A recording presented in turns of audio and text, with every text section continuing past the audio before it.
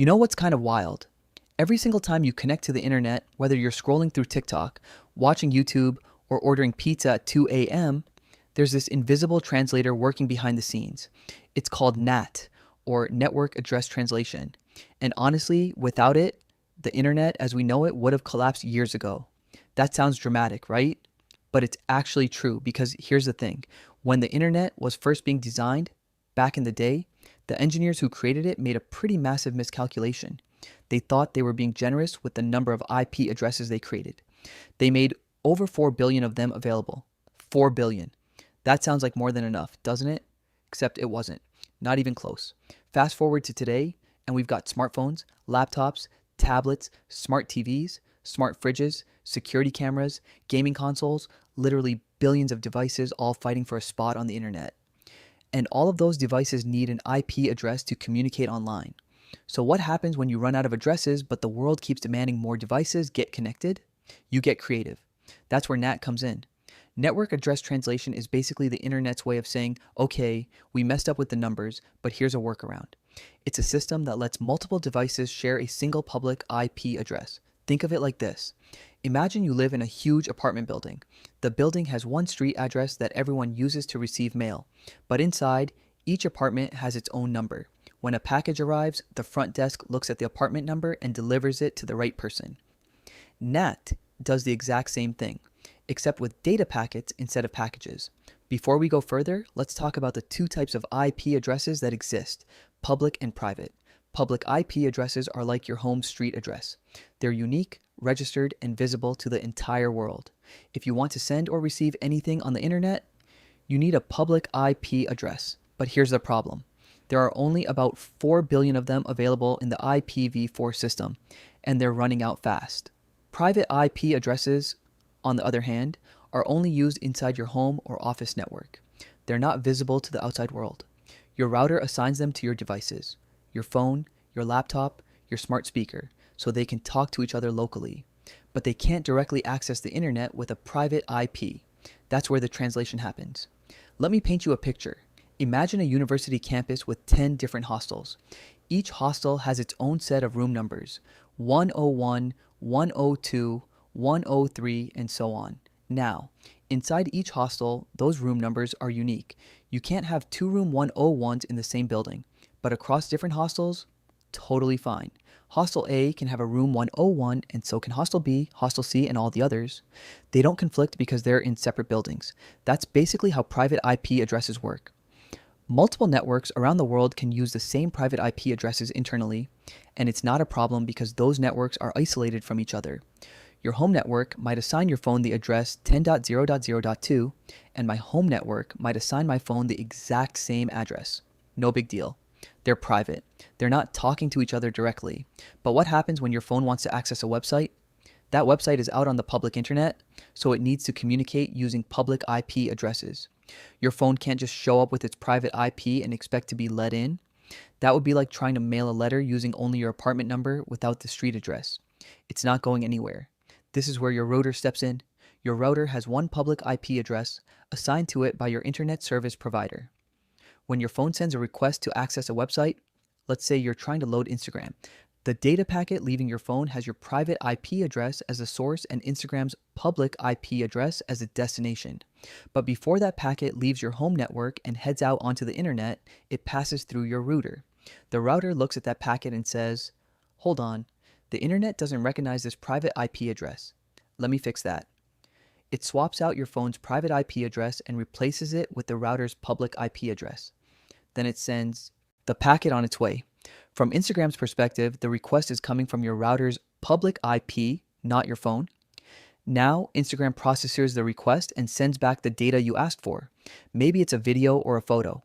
That data comes back to your router's public IP address, but your router is smart.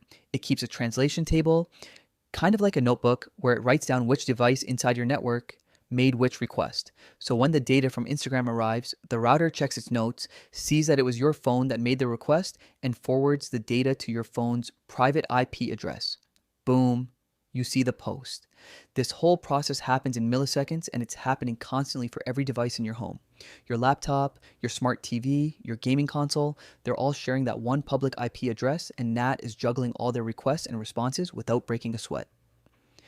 Now, you might be wondering, if multiple devices are using the same public IP address, how does the router keep track of which data belongs to which device? Great question. This is where port numbers come into play. Every time a device makes a request to the internet, it uses a specific port number along with its IP address. The router keeps track of both the private IP address and the port number. So even if two devices are accessing the same website at the same time, the router can tell them apart based on their unique port numbers. It's like adding apartment numbers to those mail packages so the front desk knows exactly where to deliver each one. There are actually a few different types of NAT. The most common one is called PAT, or port address translation, which is what I just described. It's also sometimes called NAT overload because multiple devices are overloading a single public IP address. Then there's static NAT, which maps one private IP address to one public IP address on a one-to-one basis. This is less common and usually used in businesses or for hosting servers. And there's dynamic NAT, which assigns private IP addresses to a pool of public IP addresses as needed. But for most home users, PAT is what's happening on their router. It's efficient, it's seamless, and most importantly, it saves public IP addresses. Without NAT, every single device would need its own public IP address, and we would have burned through those 4 billion addresses a long time ago. So why were private IP addresses created in the first place? Well, engineers realized pretty early on that we were heading toward an IP address shortage, so they set aside certain ranges of IP addresses specifically for private use. These addresses are never assigned as public IPs, so there's no risk of conflict. The three main private IP address ranges are 10.0.0.0.0 to 10.255.255.255, 172.16.0.0 to 172.31.255.255, and 192.168.0.0 to 192.168.255.255. If you've ever looked at your device's network settings and seen an IP address starting with 192.168, that's a private address, you're part of the club. These private addresses can be reused over and over again in different networks around the world, and it doesn't matter because they're isolated. Your private network has no idea what's happening in mine. NAT keeps everything separate and functional. Now, here's the cool part, or maybe the ironic part, depending on how you look at it. NAT was always meant to be a temporary fix, a stopgap solution to buy time while engineers worked on a more permanent answer. That answer is IPv6. Unlike IPv4, which uses 32-bit addresses and maxes out at around 4 billion. IPv6 uses 128-bit addresses. That gives us approximately 340 undecillion addresses. That's a 340 with 36 zeros after it. It's such an absurdly huge number that we could assign a unique IP address to every grain of sand on Earth and still have plenty left over. With IPv6, every single device can have its own public IP address. No sharing, no translation, no need for NAT at all. It's a more elegant solution, and it's the future of internet addressing. But here's the catch. The world is slow to change. IPv4 is still dominant, and NAT is still doing the heavy lifting for most networks. IPv6 is being adopted gradually, but it's going to take years, maybe decades, before it fully replaces IPv4. In the meantime, NAT is what's keeping the internet running. It's not perfect. It can cause issues with certain online games, peer-to-peer file sharing, and video calls because NAT sometimes makes it harder for devices to establish direct connections with each other. But overall, it's been an incredibly effective solution to a problem that could have derailed the entire internet. So, the next time you're video chatting with a friend, streaming a show, or doom scrolling through social media, just remember, there's a quiet little system inside your router working tirelessly to make sure your data gets where it needs to go. NAT might not be flashy, and you probably never think about it, but it's one of the unsung heroes of modern networking. And that's NAT in a nutshell. It's the reason your home network can have a dozen devices all online at once without needing a dozen public IP addresses. It's the translator that lets your private world communicate with the public internet. It's a brilliant workaround to a problem that honestly never should have existed in the first place. But hey, hindsight is 20/20.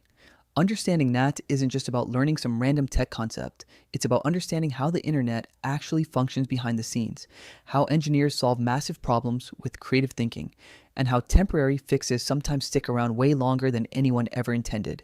So yeah, NAT might eventually become obsolete once IPv6 takes over, but for now, it's doing exactly what it needs to do, keeping the internet alive and accessible for billions of people around the world.